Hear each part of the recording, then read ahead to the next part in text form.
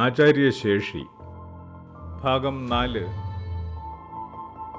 യേശുവും ബുദ്ധനും നാരായണ ഗുരുവുമൊന്നും ധനവാന്മാരുടെയോ ഏതെങ്കിലും തരത്തിൽ ഭൗതിക സമ്പത്തുള്ളവരുടെയോ പട്ടികയിൽ പെടുന്നവർ ആയിരുന്നില്ല എന്നതാണ് ചരിത്രം. ശ്രീബുദ്ധൻ രാജാവായിരുന്നുവെങ്കിലും മനസ്സുകൊണ്ടും സാഹചര്യം നിമിത്തവും പാരമ്പര്യവും ഭൗതികമായ സകലതും ഉപേക്ഷിച്ചവനായി ത്യാഗമാർഗത്തിൽ സഞ്ചരിച്ചപ്പോഴാണ് ജ്ഞാനിയായ ആചാര്യനായി മാറിയത് എന്ന് ചരിത്രം പഠിപ്പിക്കുന്നു.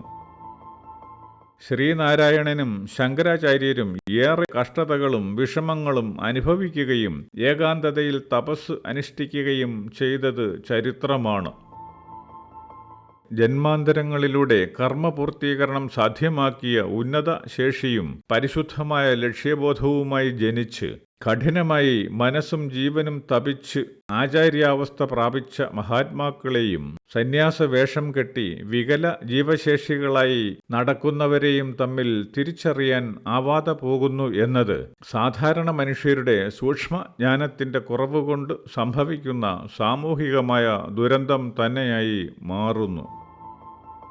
ജീവന്റെ ഗുണനിലവാരത്തെ പ്രത്യക്ഷമാകുന്ന രൂപത്തിലൂടെ കണ്ടറിയാൻ ശേഷിയില്ലാത്തത് നിമിത്തം മുൻപറഞ്ഞ വിധമുള്ള പിഴകൾ സ്വാഭാവികതയോടെ തന്നെ സംഭവിച്ചുകൊണ്ടിരിക്കുകയും ചെയ്യുന്നു.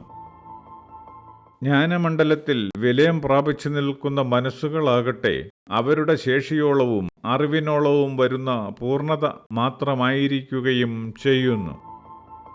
ജ്ഞാനമണ്ഡലം പ്രാപ്യമായി നിൽക്കുന്ന അത്രത്തോളമായ ശേഷീപൂർണതകൾ ആയിത്തീരുന്ന ജീവനുകൾ മനുഷ്യൻ നന്നാവണം എന്നുതന്നെ കരുതി ദുഷ്ടശക്തികളിൽ നിന്നുള്ള പീഡനങ്ങൾ അനുഭവിച്ച് ഏറെ ത്യാഗപ്പെട്ട് പരമ്പരകളെ സൃഷ്ടിക്കുന്ന പ്രവർത്തനങ്ങളിലേക്ക് വരുന്നു.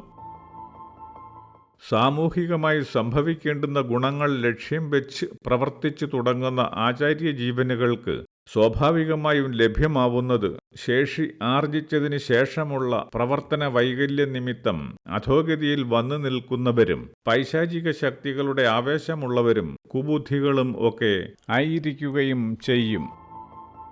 പ്രധാനമായും സമൂഹത്തിൽ നന്നാക്കേണ്ടത് ഇക്കൂട്ടരെ തന്നെയാണ് എന്നത് യാഥാർത്ഥ്യത്തിൻ്റെ മറ്റൊരു ഭാവമാണ്. നേരായ മാർഗത്തിൽ ചരിക്കുന്നവരെ പ്രത്യേകിച്ച് നന്നാക്കേണ്ടത് ഇല്ലാത്തതുകൊണ്ട് ഈ അധോഗതിയിലുള്ള ജീവനുകളെ ആചാര്യൻ ചേർത്ത് നിർത്തുകയും ഇവർ ആചാര്യന്റെ നിർദ്ദേശാനുവർത്തികളായി പ്രവർത്തിച്ച് നിൽക്കുകയും എന്നും ആചാര്യന് ബുദ്ധിമുട്ടുകൾ ഉണ്ടാക്കിക്കൊണ്ടിരിക്കുകയും ചെയ്യുന്നത് സ്വാഭാവികം മാത്രമാണ്. ഈ വിധത്തിൽ ആചാര്യൻ ശിഷ്യരെക്കൊണ്ടും അനുഭാവികളെക്കൊണ്ടും വിഷമിക്കുകയും ചെയ്യുന്ന അനുഭവവും ഉണ്ടാവുന്നു. പ്രപഞ്ചം എന്ന പ്രവർത്തന വൈവിധ്യങ്ങളെ നിരീക്ഷിക്കുന്ന പക്ഷം മനസ്സിലാക്കാനാവുക രൂപവും പ്രവർത്തനത്തിന്റെ കൃത്യതയും പ്രകാശം എന്ന അവസ്ഥയും സംജാതമായത് അവയ്ക്കൊക്കെ മുമ്പേ ഉണ്ടായിരുന്ന ജീവശേഷി വൈവിധ്യങ്ങൾ അന്ധകാരത്തിൽ പ്രവർത്തിച്ചതിലൂടെ ആയിരുന്നു എന്നാണ്. പ്രാപഞ്ചിക നീതിക്ക് ഒത്ത വിധത്തിലല്ലാതെ വഴിതെറ്റാതെ പോകുന്ന ജീവശേഷിയുടെ പ്രവർത്തനങ്ങൾ സംഭവിക്കാൻ സാധ്യത ഇല്ലാത്തതുകൊണ്ട് ആചാര്യന് പ്രവർത്തനത്തിനായി ലഭിക്കുന്ന ജീവനുകൾ അന്ധകാര തുല്യതയായി പ്രവർത്തനശേഷി കുറഞ്ഞതും അറിവ് കുറഞ്ഞതും നന്മ കുറഞ്ഞതും ഒക്കെ ആയിരിക്കുകയും ചെയ്യുന്നു. അറിവും പ്രവർത്തനശേഷിയും നന്മയും കുറവായിരിക്കുന്ന ജീവനുകളിൽ സങ്കല്പം സന്നിവേശിപ്പിച്ച് പ്രവർത്തിപ്പിച്ച് ലോകത്തിന് മാതൃകയാക്കി മാറ്റുമ്പോൾ അന്ധകാരത്തിൽ നിന്ന് ഉത്ഭവിച്ച പ്രകാശം പോലെ ആ ജീവശേഷികൾ നിന്ന് വിളങ്ങുകയും ലോകത്തിന് വഴികാട്ടികളാവുകയും ചെയ്യുന്ന അവസ്ഥ ഉണ്ടായി വരുന്നു. ബുദ്ധന്റെയും യേശുവിൻ്റെയും മുഹമ്മദിന്റെയും നാരായണ ഗുരുവിൻ്റെയും ഒക്കെ പിന്തുടർച്ചക്കാരെ നിരീക്ഷിക്കുന്നതിലൂടെ ഈ യാഥാർത്ഥ്യം മനസ്സിലാക്കാൻ ആവുന്നതുമാണ്. ആചാര്യനെ സംബന്ധിച്ചിടത്തോളം പ്രത്യക്ഷത്തിൽ സാധാരണ മനുഷ്യനെപ്പോലുള്ള ശരീരവും രൂപവും ഒക്കെ ആകുന്നുവെങ്കിലും പൂർണ്ണജീവൻ എന്ന അവസ്ഥ ആയിരിക്കുന്നതിനാൽ സ്ഥൂലതര കർമ്മങ്ങൾ വിട്ടകന്ന് സൂക്ഷ്മമായ ചൈതന്യവും ഗുണവിശേഷങ്ങളും മാത്രം ജീവനിൽ നിറഞ്ഞു നിൽക്കുന്നതുകൊണ്ട് ശിഷ്യന്മാർ ചെയ്യുന്ന ഓരോ തെറ്റായ പ്രവൃത്തിയും അധികമായ പ്രതിസന്ധികൾ ഉണ്ടാക്കി വയ്ക്കുന്നതായി വരുന്നു. ഏത് പ്രവർത്തനത്തിന്റെയും ഫലം നിക്ഷിപ്തമാവുന്നത് സൂക്ഷ്മ തലത്തിൽ ആയിരിക്കുന്നതിനാൽ ആചാര്യനെ സങ്കല്പിച്ചും ആചാര്യ മാർഗത്തിലും ചെയ്യുന്ന പ്രവൃത്തിദോഷങ്ങൾ ആചാര്യന്റെ പദ്ധതികൾക്ക് വിരുദ്ധ കാരണോർജ്ജമായി നിൽക്കുന്നത് സൂക്ഷ്മമായി തന്നെ അനുഭവിക്കാനാവുന്ന ആചാര്യന്റെ ദുഃഖവും വേദനയും ഭയങ്കരമായിരിക്കുകയും ചെയ്യും. സൂക്ഷ്മതരമായ സ്വാധീനങ്ങൾ കാരണമായി പ്രതിസന്ധികൾ ഏറെ അനുഭവിക്കേണ്ടി വരുന്ന ആചാര്യൻ കാരണബോധമില്ലാത്ത അനുഗാമികളോട് സാധാരണ മനുഷ്യനെപ്പോലെ ദേഷ്യപ്പെടുന്നതും പെരുമാറുന്നതുമൊക്കെ സ്വാഭാവികമായി വരികയും ചെയ്യുന്നു. അതായത് ദൈവികം എന്ന കാരണതര ശേഷിയുടെ പ്രാതിനിധ്യത്തിലൂടെ ദൈവം എന്ന സങ്കല്പം പ്രകോപിതമാവുന്ന അവസ്ഥയെ ഇവിടെ സൂക്ഷ്മതരമായി ദർശിക്കാനാവുന്നു. പൂർണ്ണമായ ആചാര്യഭാവം എന്നത് യാതൊന്നും പ്രശ്നമല്ലാത്തതുപോലെയും ഒന്നും ബാധിക്കാത്തതുപോലെയും വെറുതെയിരിക്കുന്ന ശാന്തത എന്നതാകുന്നില്ല. എല്ലാം വെറും മായ എന്നൊക്കെ സങ്കൽപ്പിച്ച് നിരന്തര സന്തോഷത്തിന്റെ വക്താക്കളായി നിലകൊള്ളുന്ന സന്യാസ വേഷക്കാരും സിദ്ധന്മാരും മറ്റും വാസ്തവത്തിൽ ആചാര്യാവസ്ഥ എന്തെന്ന് അറിയാത്തവരും താൽക്കാലികമായ സന്തോഷത്തിന്റെയും അനുഭവ ഗുണത്തിൻ്റെതുമായ അവസ്ഥ വരെ മാത്രം പ്രദാനം ചെയ്യാൻ കെൽപ്പുള്ളവരും ആകുന്നു. സിദ്ധി എന്ന അവസ്ഥ വരെ എത്തി നിൽക്കുന്ന സന്യാസിമാരിലും താപസന്മാരിലും മറ്റും കാണാനാവുന്ന അസാധാരണത്വം കൊണ്ട് ഉണ്ടാവുന്ന ആകർഷണം നിമിത്തം അത്തരക്കാരിൽ പൂർണ്ണതയുണ്ടെന്ന തെറ്റിദ്ധാരണയും താൽക്കാലികമായി ലഭിക്കുന്ന അനുഭവങ്ങളും കാരണമായി സാധാരണ ജീവനുകൾ ഇത്തരക്കാർക്ക് പിന്നാലെ കൂടുന്നതിന് ഇടവരുന്നു.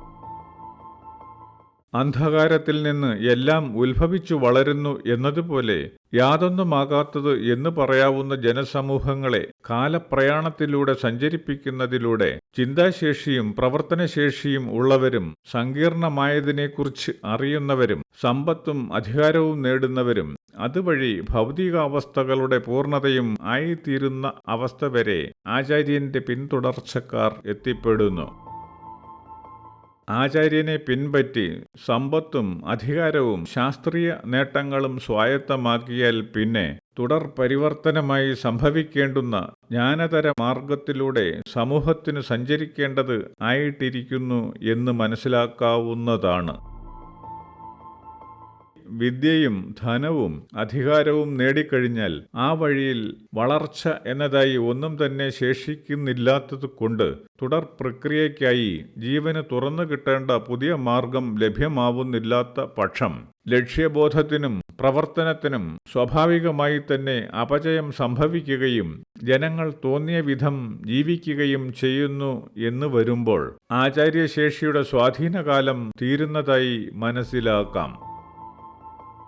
സാങ്കേതിക വിദ്യകളും സമ്പത്തും ഉയർന്ന കാര്യശേഷിയും മുമ്പെങ്ങും ഇല്ലാത്ത വിധമുള്ള സമൃദ്ധിയും ആഘോഷവുമെല്ലാം ഉണ്ടെങ്കിലും അനിശ്ചിതത്വവും ലക്ഷ്യമില്ലായ്കയുമായി ജീവിക്കുന്ന സാഹചര്യവും അതിനൊത്ത സാമൂഹിക നീതിയുമാണ് മതവർഗഭേദമില്ലാതെ ഇന്ന് ലോകമെമ്പാടും നടപ്പാകുന്നത് എന്ന് കാണാം.